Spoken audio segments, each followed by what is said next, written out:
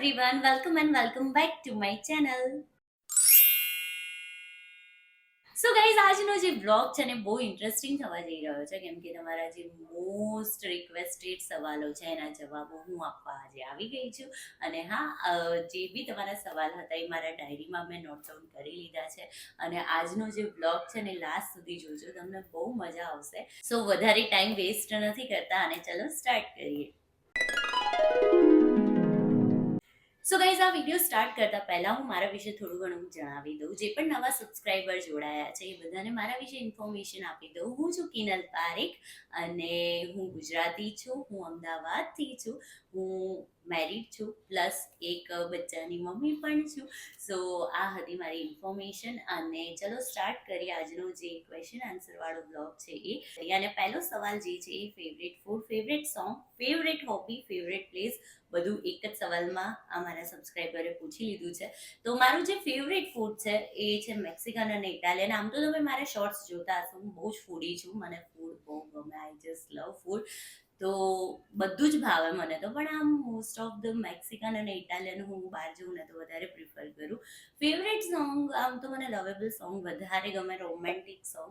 તો અત્યારે જે ઇશ્ક હે વાળું જે સોંગ છે ને, મને ગાવાનું નહીં ફાવે, સોરી, પણ તમે સમજી જજો, એ વાળું સોંગ અત્યારે મારો ફેવરેટ છે. મારી ફેવરેટ હોબી જે છે એ પહેલાં તો મને કુકિંગ કરવું ગમે અને બીજી વસ્તુ એ કે મને કંઈક નવું નવું જાણવું, નવું નવું એક્સપ્લોર કરવું, નવી જગ્યાએ જવું, એ બધું ગમે, એટલે મારી ફેવરેટ હોબી એને પણ કહી શકાય.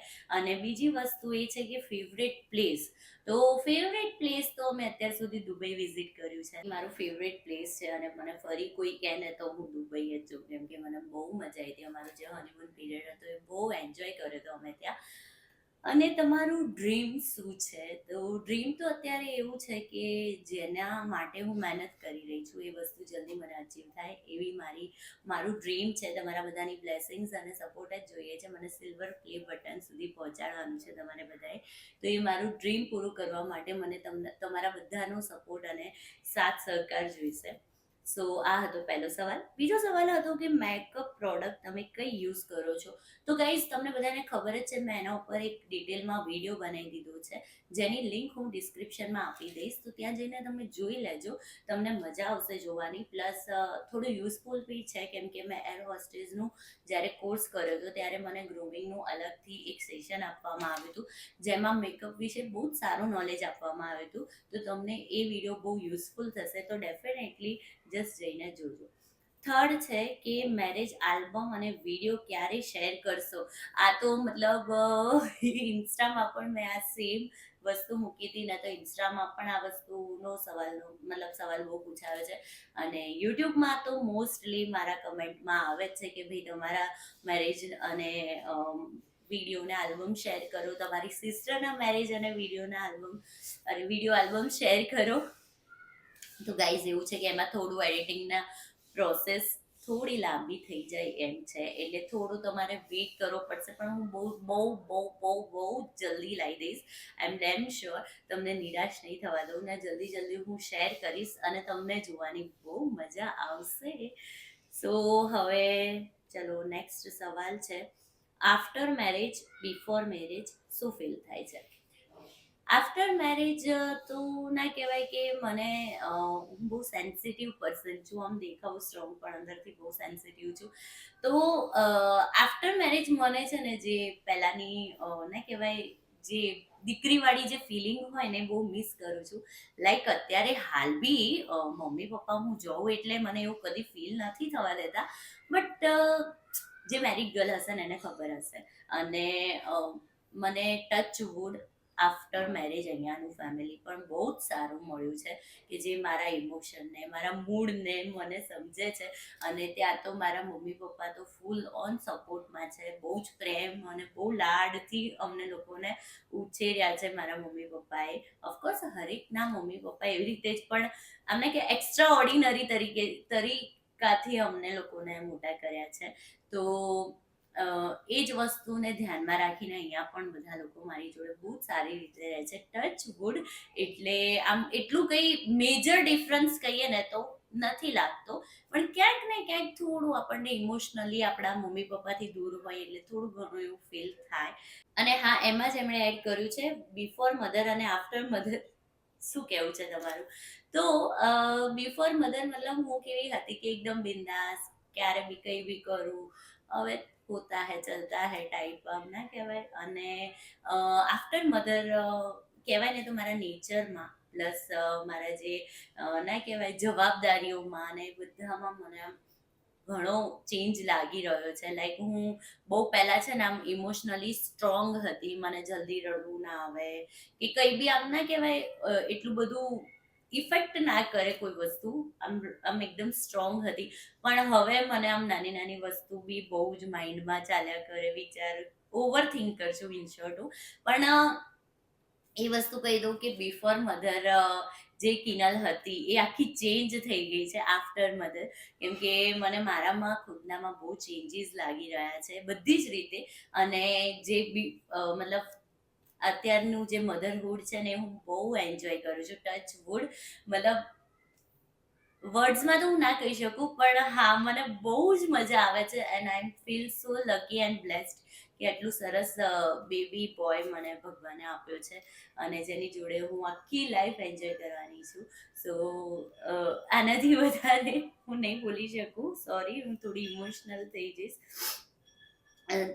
પણ હા, બહુ જ મજા આવી રહી છે લાઈફમાં. યસ. પછી લાઈફની બેસ્ટ મેમરી શું છે? તો લાઈફની બેસ્ટમાં બેસ્ટ મેમરી હું પહેલા જ યાદ કરવા જાઉં ને તો જ્યારે વર્ધનને ફર્સ્ટ ટાઈમ મારી સામે લાવવામાં આવ્યો હતો ને, એ મારા લાઈફની બેસ્ટ મેમરી છે. લાઈક આમ ઇમેજિન કરું ને તો પણ આમ એવું થાય કે યાર કેટલી મસ્ત મુમેન્ટ હતી એ. તો that is my best memory of my life. અને બહુ જ પૂછાઈ રહેલો જે સવાલ છે એનો જવાબ હું આપવા જઈ રહી છું. સ્કિન કેર અને હેર કેર. તો તમારું સ્કિન કેર શું છે, તમે કઈ પ્રોડક્ટ યુઝ કરો છો, હેર કેર તમારું શું છે? તો ગાઈઝ તમને બધાને ખબર જ છે કે સ્કિન કેરમાં તો હું બહુ માસ્ટર છું. લાઈક મને સ્કિન કેર કરવી બહુ જ ગમે. અને હું તમને એ પણ જણાવી દઉં કે હમણાં કેવું છે કે મેં મારી સ્કિન કેર રૂટીનમાં નવા પ્રોડક્ટ્સ એડ કર્યા છે. તો જેનું રિઝલ્ટનું હું વેઇટ કરી રહી છું. આફ્ટર 15 ડેઝ યા 20 ડેઝ પછી હું તમને રિવ્યૂ શેર કરું તો તમને પણ ખબર પડે કે પ્રોડક્ટ પરચેસ કરવી જોઈએ કે નહીં. મારી જોડે પ્રોડક્ટ બધી મારી આવી ગઈ છે, પણ એના રિઝલ્ટનો વેઇટ કરું છું. તો એ થોડું ના કહેવાય, થોડા દિવસ પછી હું સ્કિન કેર તો ડેફિનેટલી તમારા બધા જોડે શેર કરીશ. અને રહી વાત હેર કેરની, તો ના કહેવાય સ્કિન કેર હું 99% કરું છું ને, તો એમાંથી 1% પણ હેર કેર નથી કરતી. ખબર નહીં, મને આ ઇન્સ્ટામાં પણ મોસ્ટલી બધાએ બહુ જ પૂછ્યું છે કે તમારું હેર કેર શું છે, તમારું હેર કેર શું છે. અને યુટ્યુબમાં પણ બધાએ હેર કેર વિશે બહુ પૂછ્યું છે. તો હું તમને જણાવી દઉં કે મેં છે ને બહુ જ પહેલાં આઈ થિંક 2022માં કેરેટીન ટ્રીટમેન્ટ કરાવી હતી. એ પછી મારા હેરમાં મને થોડું વધારે સારું ફીલ થયું, પણ મને ડેન્ડ્રફનો પ્રોબ્લેમ બહુ થઈ ગયો હતો. અને એ પછી મેં કશું જ નહોતું કરાયું. અને પછી છે ને મેં હમણાં ઓલમોસ્ટ લાસ્ટ યર જ બોટોક્સ કરાવ્યું હતું.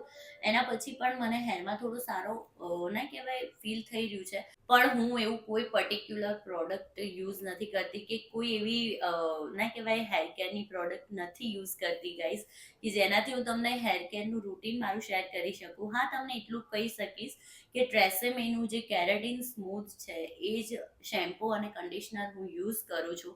અને એનું રિઝલ્ટ મને બહુ ગમે છે. મારા હેરને બહુ સારી રીતે સૂટ થાય છે અને એની શાઇન અને ના કહેવાય સ્મૂથનેસ ને સિલ્કીનેસ જે હોય ને હેરમાં હોવી જોઈએ, એનાથી એમ કહેવાય ને બરકરાર રહે છે. ટ્રેસેમેનું કેરેટીન જે સ્મૂથ શેમ્પૂ છે ને ડેફિનેટલી તમે પણ યુઝ કરજો, રિઝલ્ટ બહુ સારું છે. આનાથી વધારે હું કોઈ જ હેર કેર પ્રોડક્ટ યુઝ નથી કરતી. અને વર્ધન માટે તમે કઈ બ્રાન્ડ યુઝ કરો છો સ્કિન કેરમાં? તો હું સ્કિન કેરમાં વર્ધન માટે પહેલા સેબામેડ યુઝ કરતી હતી. ડૉક્ટરે સજેસ્ટ કર્યું કે તમે ટેડીબારનું જે અટોગલા આવે છે લોશન, એ અને એનો સાબુ યુઝ કરો. તો હું એ યુઝ કરું છું. અને શેમ્પૂમાં હું એને છે ને લિટલ રિચ્યુઅલ્સનું પ્લાન્ટ બેઝ શેમ્પૂ આવે છે એ યુઝ કરું છું. એ બહુ જ સરસ છે. એનું કન્ડિશનર બી હું એને યુઝ કરું છું, તો જેનાથી હેર બહુ સારા ના કહેવાય ગ્રોથ થાય છે. તો આ પ્રોડક્ટ હું વર્ધન માટે યુઝ કરું છું. તમે ફેમિલી અને બ્લોગ કેમનું મેનેજ કરો છો? આ સવાલ પણ બહુ જ હતો. તો ગાઈઝ, પહેલી વસ્તુ તો એ આપણે કોઈ બી વસ્તુ સ્ટાર્ટ કરીએ તો એમાં આપણા એકલાનો હાથ નથી હોતો એવું હું માનું છું. કેમ કે એક નાનું બચ્ચું સાચવવું પ્લસ ઘરનું કામ હોય, કંઈકનું કંઈક ના કહેવાય, રૂટીન એવું આવી જાય કે જેનાથી બધું મેસઅપ થઈ જતું હોય છે. પણ કોકનો સપોર્ટ હોવો બહુ જરૂરી છે જે બધું મેનેજ કરી લે. અને એવી જ રીતે મારા અહીંયા ઇનલોસ છે અને મારા મમ્મીના ત્યાં પણ બધા મારા સિસ્ટર બ્રધર જે પણ છે એ બધા મને સપોર્ટમાં, ફૂલ ઓન સપોર્ટમાં છે. અહીંયા હું મોસ્ટ ઓફ સાસરે જ્યારે હોઉં ત્યારે બધી છોકરીઓ મને આ પૂછતી હોય છે કે તમે કેવી રીતે મેનેજ કરો છો? અમે તો થાકી જઈએ છીએ, અમને તો કંટાળો આવી જાય છે. પણ અહીંયાનું અમારું એટમોસ્ફિયર એવું છે કે આમ એકદમ ના કહેવાય ફ્રીલી, અને પ્લસ મારે કેવું છે કે મારે જ્યારે કરવું હોય ત્યારે કરું. અને એક વાત એવી છે કે મારા સાસુ કોઈ દિવસ કામ માટે મને ટોકતા નથી અને કહેતા નથી કે તું આ કરી દે, તારે આ કરવાનું છે. કોઈ દિવસ નહીં, બહુ ચીલ છે, એકદમ ચીલ મોડમાં હોય.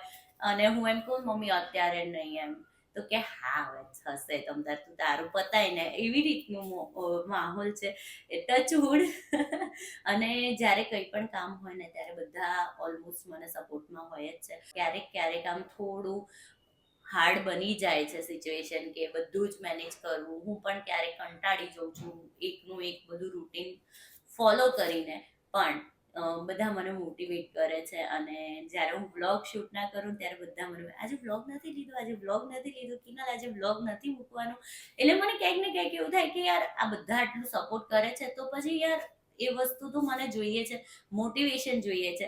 તો બધા મને આપતા હોય છે મોટિવેશન અને એવી રીતના સપોર્ટમાં ઊભા રહેતા હોય છે કે ભાઈ વાંધો નહીં, થઈ જશે, કરી લઈશું, આમ તેમ.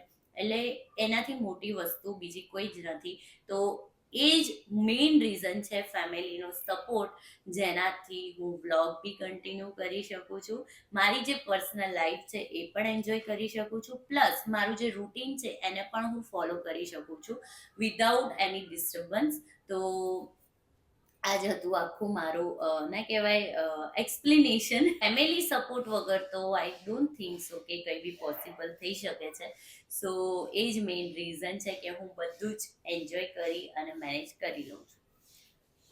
પછી તમે ફેશિયલ હેર રિમૂવ કરો છો? ના, કોઈ દિવસ નહીં. મને એવું બધું નથી ગમતું. લાઈક હું આઈબ્રો કરાવું એ જ, બાકી હું કોઈ દિવસ ફેશિયલ હેર રિમૂવ નથી કરતી. મારા લોજિક પ્રમાણે હું તમને કહું ને તો જે ફેશિયલ હેર હોય છે ને એ બહુ જ સારા હોય છે. લાઈક ઘણાને બહુ વધારે હોય છે, પણ જેને ઇનવિઝિબલ હોય કે જરૂર ના હોય ને એને તો રિમૂવ ના જ કરવા જોઈએ, કેમ કે એ આપણી સ્કિનને પ્રોટેક્ટ કરતા હોય છે. અને જે ડાયરેક્ટ સનલાઇટ ને બધું પડતું હોય એનાથી પણ મને એવું લાગે છે પ્રોટેક્શન મળતું હોય છે. એટલે બહુ હેર ના હોય ને તો પ્લીઝ ડોન્ટ રિમૂવ ઇટ. અને કંઈ જરૂર નથી હોતી એવા ફેશિયલ હેર રિમૂવ કરવાની, અને હું તો નથી જ કરતી. તમારી અને જીજુની બર્થડે કઈ છે અને કોને વધારે ગુસ્સો આવે છે? તમને શું લાગે છે કોને વધારે ગુસ્સો આવતો હશે? મને જરૂરથી કમેન્ટમાં કહેજો. અને બર્થડેટની વાત રહી ને તો બર્થડેટ મારી છે 6/9/96 અને મારા હસબન્ડની છે 21/11/90.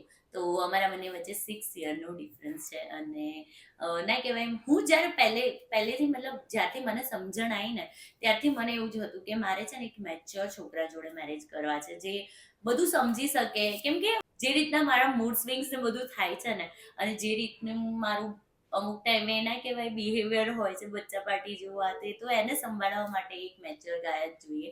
જે બંપુનામાં મેં એ બધી જ ક્વોલિટી જોઈ લીધી. એટલે એનાથી વધારે શું જોઈએ. એટલે મારું માઇન્ડ સેટ હતું કે મને એક મેચ્યોર ગાય જોડે જ મેરેજ કરવા છે. અને મને મારું ભગવાને સાંભળી લીધું. અને અમારા બંનેનું ટચવુડ બોન્ડિંગ બહુ સારું છે. મને બહુ સારી રીતે અન્ડરસ્ટેન્ડ કરે છે. ભલે એ મેચ્યોર રહ્યા પણ એમને પણ હું સારી રીતે અન્ડરસ્ટેન્ડ કરું છું. બંપુ, તમારા માઇન્ડમાં શું ચાલતું હોય મને નથી ખબર પડતી, મને બધી ખબર પડે છે. તો એટલી તો સમજણ છે મારામાં. ઓકે. અને ચલો હવે નેક્સ્ટ सवाल ये है, मेक इंग्लिश और हिंदी ब्लॉग प्लीज. तो गाइज इसका आंसर मैं हिंदी में देने जा रही हूँ. एक्चुअली क्या है कि आप सबको पता नहीं है, बट जो भी यूट्यूब फैमिली है उनको मैं बता दूं कि मेरी जो जर्नी है वो स्टार्ट हुई थी इंस्टाग्राम से। एक्चुअली जब मैं प्रेग्नेंट थी तो मेरा जो वीडियोस वगैरह बनाना था, रील्स वगैरह शेयर करना था, वो कोई ऐसा पर्पस नहीं था कि मैं कुछ फेमस होने के लिए करूं। मुझे बस प्रेगनेंसी की जो मेमोरीज होती है वो क्रिएट करनी थी, इसलिए मैंने इंस्टाग्राम पे रील्स बनाना स्टार्ट किया। बट बाय लक, मैं ऐसे बोल सकती हूँ कि बाय लक मुझे इतना अच्छा रिस्पॉन्स मिला from the audience, from my followers, जिन्होंने मुझे बहुत ज़्यादा सपोर्ट किया, मेरे वीडियो को लाइक किया। और लोग मुझे इंस्टाग्राम से ही जानने लगे। और इंस्टाग्राम पे मोस्टली पब्लिक जो है वो हिंदी में ज़्यादातर समझती है। हमारी गुजराती ऑडियंस भी बहुत ज़्यादा एक्टिव है, बट मेरी जो ऑडियंस थी वो हिंदी वाली ज़्यादा थी।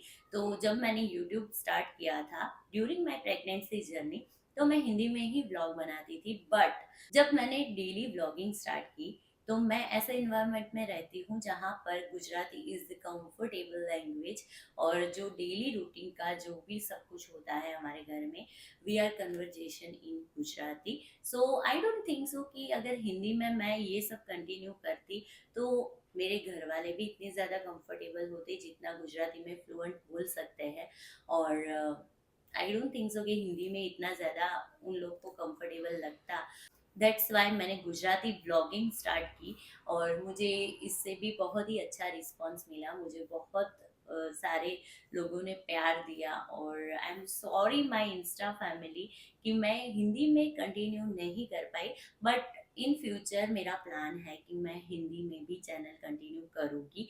पर अभी तो मेरा जो फोकस है वो एक ही चैनल पे है, बिकॉज अभी एक ही चैनल पे मैं गुजराती ब्लॉगिंग जो कर रही हूँ वो कुछ मतलब सब कुछ मैनेज करना थोड़ा मुश्किल हो जाता है। आप भी अगर समझ सकते हो so please, I am really sorry. क्योंकि ये जो कमेंट है बहुत बार आए हैं मेरे चैनल पे भी, और इंस्टा में मुझे डीएम भी मिले हैं, प्लीज़ किनल हिंदी में ब्लॉग बनाइए तो हमें भी समझ आए, हम भी एंजॉय कर सके। बट ऐसा है कि मेरी जो मोस्टली ऑडियंस है वो गुजराती है। और मेरा फैमिली एनवायरनमेंट गुजराती है। जो मैं डेली ब्लॉगिंग करती हूँ तो उसमें उनका ही ज़्यादातर सपोर्ट रहता है और उनको भी इन्वॉल्व करना पड़ता है, जो कि गुजराती कंफर्टेबल लैंग्वेज है। सो इसीलिए मैं गुजराती में कर रही हूँ। अगर कोई इंफॉर्मेटिव व्लॉग होगा तो मैं डेफिनेटली हिंदी में करूँगी, जिससे आपको भी मज़ा आए और आपको भी इंफॉर्मेशन मिले। Hope you guys understand, thank you so much. ચલો, નેક્સ્ટ ક્વેશ્ચન છે, તમે સિંદૂર કેમ નથી લગાવતા? ભાઈ આ સવાલ છે ને મને ઘણી બધી વાર આવ્યો છે કે તમે સિંદૂર કેમ નથી લગાવતા, કેમ નથી લગાવતા? તો હું તમને એ કહું ને કે મેં મારા મેરેજના વરસ સુધી ચૂડો આવે ને એ પહેરી રાખ્યો હતો, પ્લસ સિંદૂર બિંદી બધું કરતી હતી। એટલે એવું નથી કે અત્યારે મને શોખ નથી, અત્યારે પણ બહુ જ શોખ છે। પણ કેવું છે કે જે સવારે મોર્નિંગમાં ફટાફટ ઉઠીને નહીં ને પછી ધડાધડીમાં મારે જે ટિફિન વગેરે કરવાનું હોય એમાં ને એમાં બિઝી થઈ જવું ને, એટલે મને એટલું બધું જલ્દી યાદ ના રહે। પણ પછી શાંતિથી હું જ્યારે ટાઈમ મળે ને ત્યારે કરી દઉં છું। અમુક ટાઈમે, મોસ્ટ ઓફ ધ ટાઈમ કરું છું, પણ અમુક ટાઈમે અત્યારે પણ કરેલું છે જો તો અમુક ટાઈમે રહી જાય છે ત્યારે મને બમ્પુ યાદ અપાવે છે। એટલે હવે પાક્કું તમને બધાને ગમે છે। મને ઘણા લોકો એવું કીધું હતું કે તમે બિંદી અને સિંદૂરમાં બહુ જ સરસ લાગો છો, તો હું એ કરીને રાખીશ। ઓકે, ચલો।